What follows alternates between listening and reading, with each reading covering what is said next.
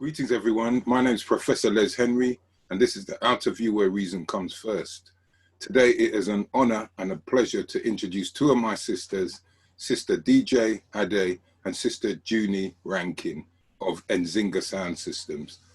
How are you doing today, sisters?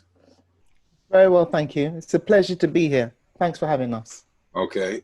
Tell us a little bit about yourself. So maybe Sis Lynda, Rosenior-Patten, can you kick off first? Thank you. So, yes, AKA DJ Ade, co-owner and founder of NZINGA Soundz, which was established in the early 80s. Come from I suppose, a community and an arts background. I've always worked within the voluntary sector or within the creative sector, and have had the privilege of working with some of our leading artists, whether they're filmmakers such as Spike Lee or visual artists such as Keith Piper, Eddie Chambers, musicians. Brother Eddie, I know. Yeah. Used to know him back in the day, Yeah. So, and Sonia Boyce, yeah, currently run a creative management consultancy and still DJ within NZINGA Soundz with my best friend and sister in Junie Rankin. Okay.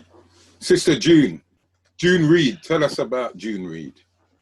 June Reid. So I've come from an arts and culture background.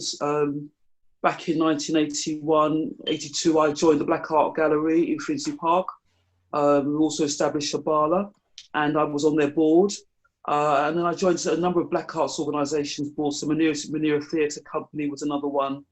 But I also worked for, so I was on the board of Apples and Snakes, who staged poetry, performed poetry in the city. So they were promoting people like Benjamin Zephaniah, Lem Cisse, people like that, back in the 80s and 90s. I then worked for local government as an arts officer. And then when the Tory government came in and they took money out of the arts, they went to regeneration.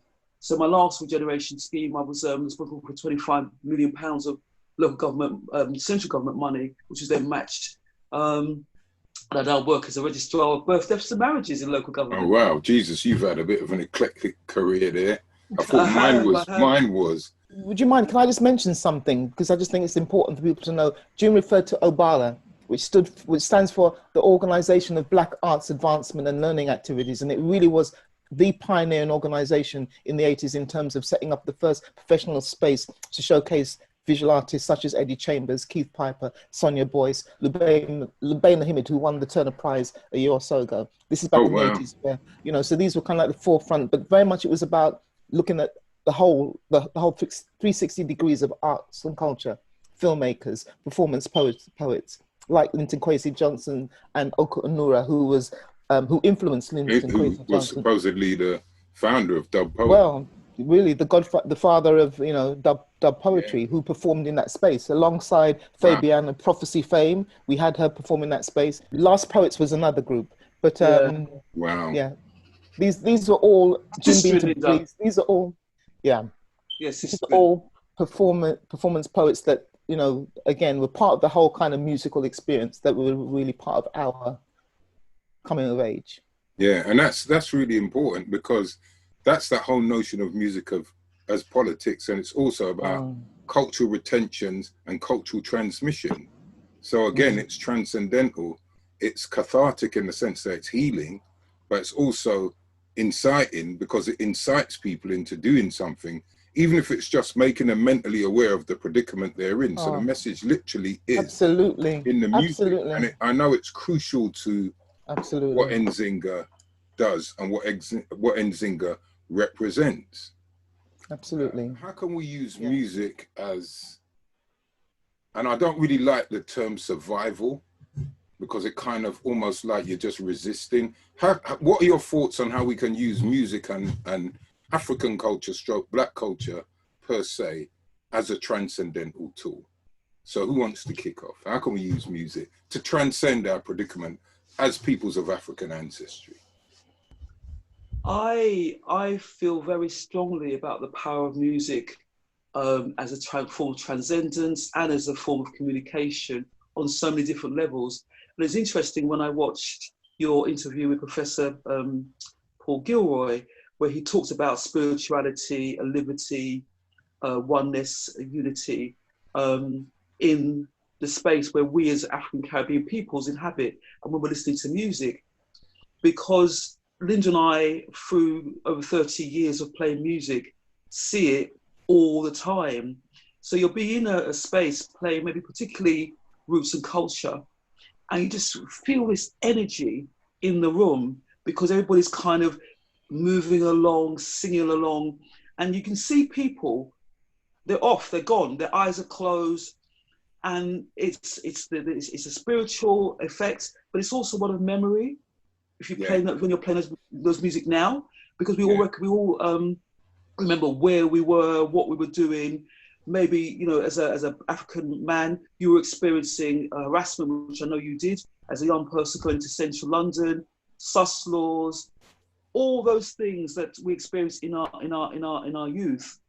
So, you know, when we play like Warrior Charge by Aswad, and when you play Burning Spear and The Mighty Diamonds, as well as Gregory and Dennis, it's just, there's this spirit and feeling in the room that you can almost touch. It's so prevalent. Yeah.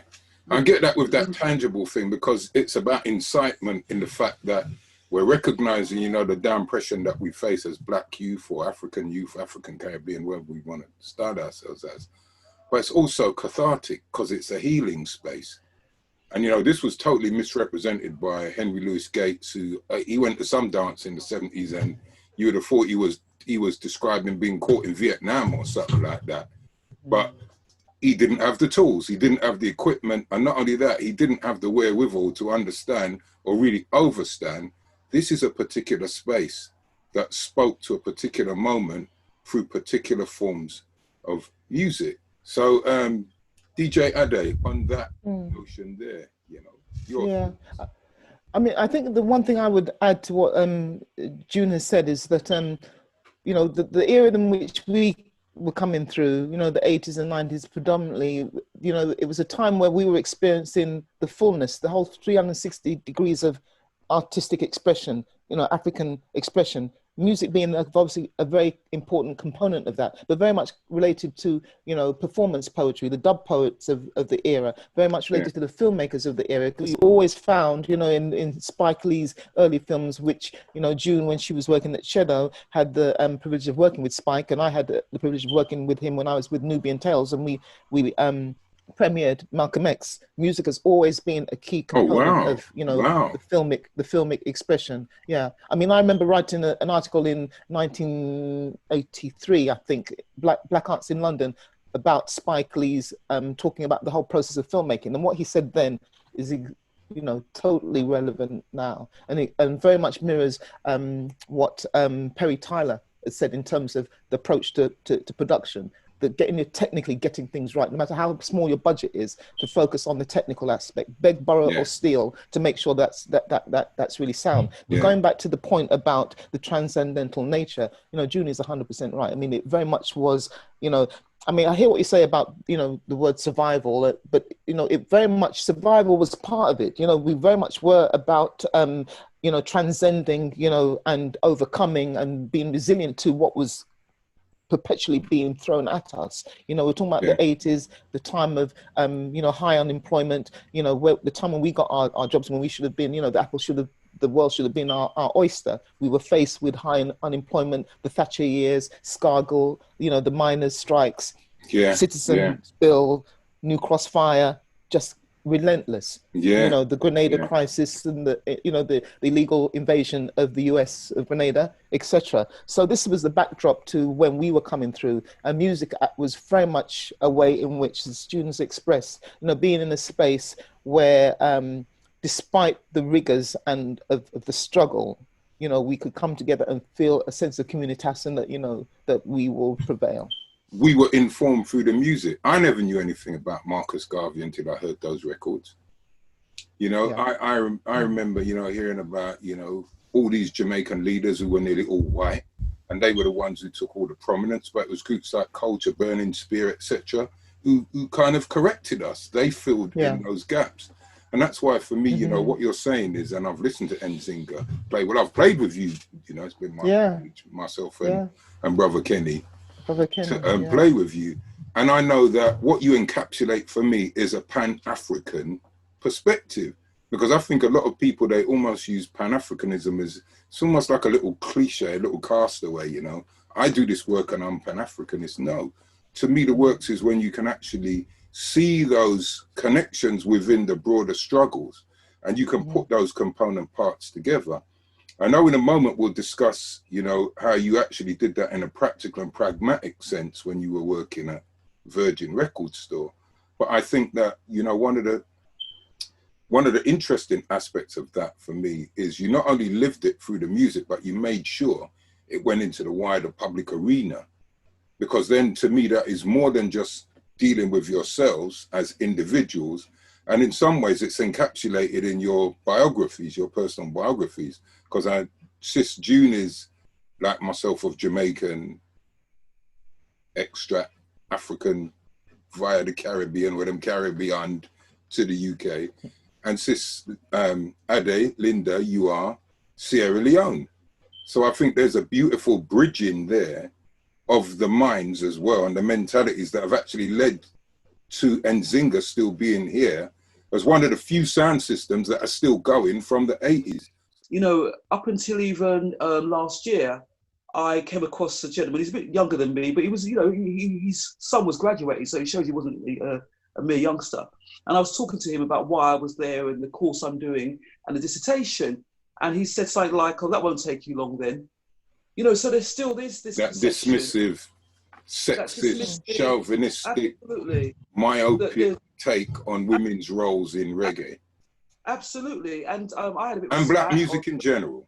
Yeah, black music in general. Yeah, I had a bit of a spat on Facebook with this guy because he put something about sound men, and I said, "Oh, and women," and he came back at me and he said, "Oh, are there any?" And I just kind of said, "Well, they're talking to you know, one of two DJs, part of NZINGA Sounds, you know," and I just kind of yeah. So going on. And I would add that, you know, part of that really, the responsibility is on us really, as well as, you know, being in the forefront, because oftentimes, you know, I think women of our generation, you know, we were born into a generation where we were seen and not heard. You know, you kind of like, you know, more or less, you know, did not occupy the space where we were really trailblazers. But in actual fact, we were trailblazers. We were and are trailblazers, and it's for us to own that space. And as June says, you know, that's partly what she'll be covering in her masters. And I hope to be doing more writing in terms of documenting the story, because as we know, if it's not written, it kind of like it didn't happen. And not only did it happen, you know, when we look back on, you know, our 35 years plus of being in this sound and being a fairly successful sound, you know, we have really had we've been exposed to such privileges that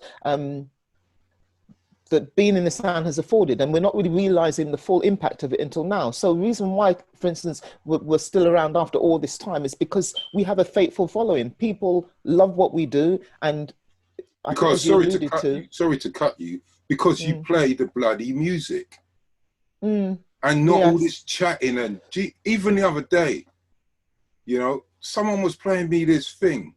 And it's like, every minute. And I'm like, oh, trouble him, so. Yeah. They act like they're vexed. You know, you go to roots and culture shows with roots and culture sound systems, and all you hear is, Mama Clark this Clark that, this Clark that. And I'm like, why are they so angry?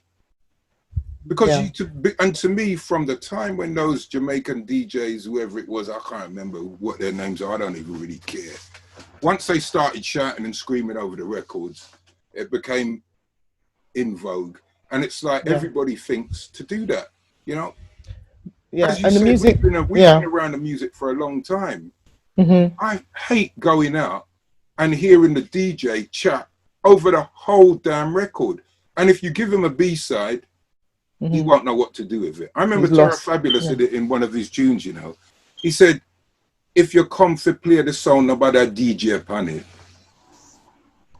And that's what they don't do. So the reason why you have the longevity is because you play music. If people go to NZINGA, they know that if I want to dance to a tune, I'm going to hear the whole tune. I'm not going to hear 20 seconds and then it's going to be some mishmash of people just jump and I throw champagne upon them one another like some half idiot. Yeah, true. And you're right, Brother Les. And in addition to that, you know, one of the things that we kind of like have has really been, I suppose, a signature is that we know a breadth and depth of music, you know, and it very much, you know, playing to different audiences in different areas. So we have people who we played at their 30th birthday party, and then we played at their son's or daughter's naming ceremony, and then we played at their wedding, and then we played at their 50th, and you know, and so it goes on. These same people, and they've come along with us on this journey. And so, I mean, for us, it very much is, you know, whatever music that we play, it is, you know, really the best music that we can, the uplifting nature, so that, you know, I think we effectively use that as a tool, and I think that's why people have been faithful to us and supportive of us, and we're really grateful for that accolade that people have given us. Because you know it is, to me, sorry to cut you, but to me it's very simple. You pay your money to be entertained. You pay your money to listen to the music. I don't want to hear Dennis Brown and I got some half idiot every single minute he's chatting all over it. I'm not even chatting, shouting, give me a headache, man. Yeah, they put me off. They have actually destroyed the latter years of my life. Because whenever I go, I'm vexed and I leave. The comments or observations that you make about not shopping the records and not talking of the records is a very specific direct policy. And we've had on several occasions over the years. Yeah, no, you're right. No, seriously, it's hundreds. I can imagine. A man comes up and he will take the mic from us. And if I'm controlling, or Lynda's controlling, the mic volume goes down. And then he'll be there with it, and obviously a bit distressed because nothing's coming out. And he'll be telling us how he wants to nice up the dance. So one of us needs to say, that's all right, thank you. You understand me? Because when we need to say, just occasionally, intermittently, who we are, what our names is, and a shout out to maybe you because you walked in the room, we know you, we'll do that. But, and then we were playing up at Stoke Newington last year. A young man, he could have been my son, came up to me and said, oh, why are you not mixing the music? Because I said, we don't want to. And he kind of looks at me as if to say, oh. Exactly, you know, exactly. It's like, you know, now I might have to go and find someone to dance with. Horror shock. You know, and the things, because we're not playing in the way that they want us to play, we're not playing right, we're not doing it right, we're not doing whatever. But you know, Lynda and you have recognised or said the fact that we're still going 30 years on, and people will constantly say to us, please let us know when you're next playing out publicly, because a lot of the times prior to the last couple of years we did a lot of private things, but more recently we've done some public things. We've been able to say to people, oh, we're playing here, we're playing there, put it on Facebook and Twitter and so on, you know? Oh, one of the things that, you know, I think this brings us to is, you know, some of the great works you did at Virgin, because if you think about it, if we're saying that the music has a message, then surely people need to be able to hear the message in the music. That's one important thing. But one of the other most important factors is you two are responsible for putting a lot of the black music that became popular on the map through the medium of Virgin Megastore, or whatever they were called at the time. So do you want to tell us a little bit about that? So it started with me in that I left Middlesex Polytechnic, where both Lynda and I were studying in 1981. And my degree was in business studies with a marketing specialism. But, and Lynda will elaborate on in a minute, at that time, you know, it was very racist. And I wasn't going to get a job in the marketing field, so I didn't even try, to be fair. But I had a love of music, and so I just went into the Megastore, which is now where Primani is, the Tottenham Court Road of Oxford Street. And I saw the manager and explained that I was looking for a job, and he asked me a series of questions. But when he understood that I just finished qualified with a degree, he really was about to, well, he was turning me away because he said, you won't stay. And I kept saying, I will stay, I will stay, I will stay. So I took the job as a cashier, and that's where I started. And I moved from cashier to in the back office and then doing returns of stock. But then I also became the tape manager's assistant, you know, ordering tape stock and so on. And then obviously I've known Lynda since we were 11. And so I mentioned an opportunity to her to come and work at Virgin, and I let her carry on the story from there. But sorry, I should say that at the time when I joined, there was a black security guard and a black cleaner. So I was the first person who worked on the shop floor who wasn't either a cleaner or a security guard, who was black. Yeah. And I'm not even meaning, I don't like the term, but I don't even mean babe. There was nobody else, just the two people, and they were black, African, black Caribbean, and that was it. Everybody else was, you know, white, basically. You know, leaving university with, you know, hopes of, you know, finishing a degree. I actually studied psychology, law and French language. And so, you know, I kind of was excited about, you know, finishing and going on to employment. But, you know, I was really quite, I have to say, probably the most miserable cashier that you'd ever come across. I wasn't high on customer service because I was totally... You didn't want to be there. Didn't want to be there. But it was about making the best of a bad job. But the upside of it was that, you know, we had opportunities to meet so many great people and just to have access to music. So the time at Virgin was really a really special time for us because it was like an opportunity where we had carte blanche in terms of accessing, researching, experiencing and listening to a whole range of music. And you know, because I was responsible for, you know, the African section and the world music, as well as the reggae, soca and calypso. Remember Hanway Street, June round the back of Virgin, off the back of a van, a guy called Graham used to be the supplier from Jetstar.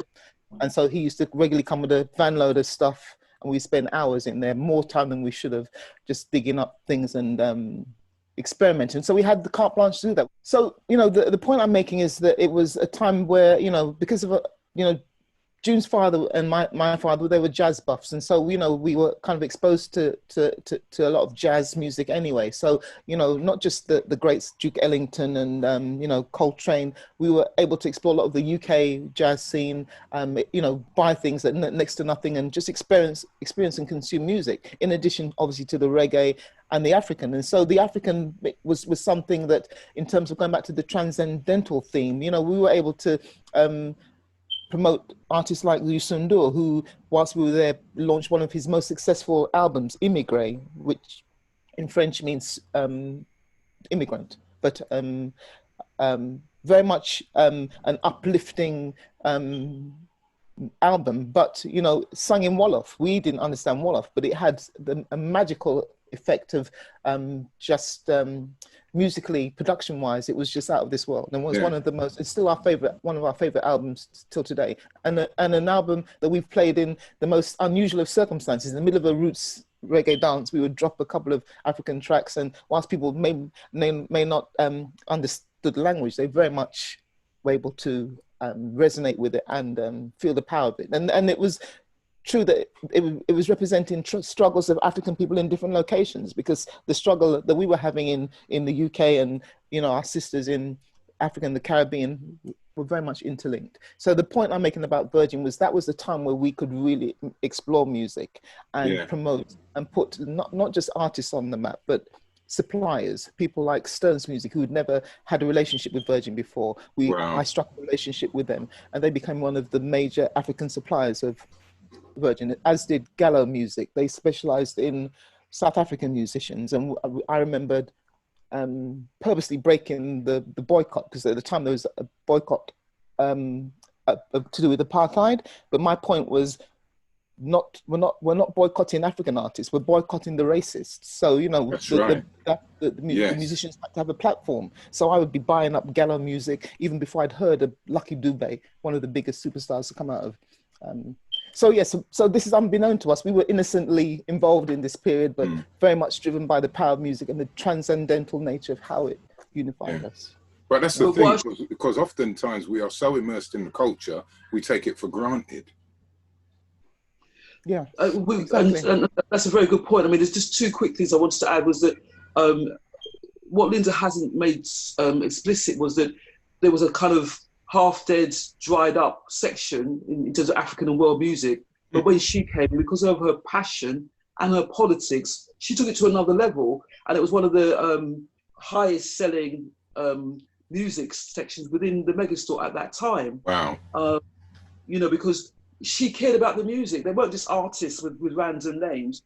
You know, her knowledge, her love of the music, and also, you know, her politics meant that she developed it far beyond if it had been someone else. No, I think that, you know, that you're right. It was kind of like our innocence in a way of not understanding the kind of the context that we were in, the significance of what we were doing. It was really kind of like an advantage, because we were just, you know, exploring music and then making music available because of our passion. So the importance of exposing these musicians and artists and music that we were discovering to a wider audience, you know, and this was audiences that came into the Virgin Megastore, audiences, dances or parties that we played at, but people would come up to us and say, well, what was that track?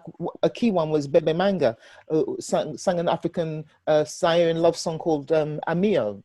You know, people again up to probably don't know the understand the lyrics, but that's clearly a love song. And if we play it now, it's very familiar with a lot of our communities. Yeah. And the other way in which we exposed the music was, you know, Lynda and I, be selfish. We would try and monopolise either the CD or tape player rather, and the deck. So one of the things we were able to do in Virgin, as well as in terms of exposing the music, was to make sure that music of black artists got played in the shop. So, you know, putting aside Pink Floyd and Led Zeppelin and Culture Club, etc., when Lynda and I were on the tills, we would rinse out that turntable and the tape machine. It was pre-CDs, and we would put on, you know, the latest Marvin Gaye Sexual Healing album, and just rinse it out and rinse it out. Luther Vandross, anybody that we liked, whether it was back catalogue or new, we would just play and we would just be dancing. And people would come up and ask, because if you imagine, that was the biggest record shop in London. It predated Tower Records. In the UK, in the UK. Right, in the UK. And so all the tourists came, as well as, you know, local London and UK people. And so we just played the music while we were on the desk, and we just enjoyed ourselves, but also enabled the exposure of and the selling of many, many black artists. Wow. I know that you're going to have a chapter in this forthcoming book, edited by myself and Professor Matt Worley, called The System is Sound, Narratives from Beyond the UK Reggae Baseline. And we know we've got a chapter on NZINGA, where people will get that history, and they're going to get much more than what you shared with us today. It brings us neatly into, explain to us, why is NZINGA Stand still going 30 odd years later? What do you think it is? Kind of, we were talking about this before, and June made a comment, and we kind of laughed when she said, well, you know, I think she said, because we're good. And that's one of the things that we have to kind of like own. We are good, you know. And it's, you're not good. You're excellent, Sam. Right. Excellent. And we really my major gripe, everyone knows, is I just want to hear the music. NZINGA plays the music. If I can go where NZINGA plays, I will go, because I know I'm going to hear the music. I can dance to the whole record, either with myself or with somebody, and that's it. That's all I ask for. I don't want somebody, you know, creating sacrilege in the dance because they think the most important thing is to hear their voice and them shouting all kind of inane foolishness over every track. And you give them the B-side, them have one word for say. No clue. They don't know how to chat. But them.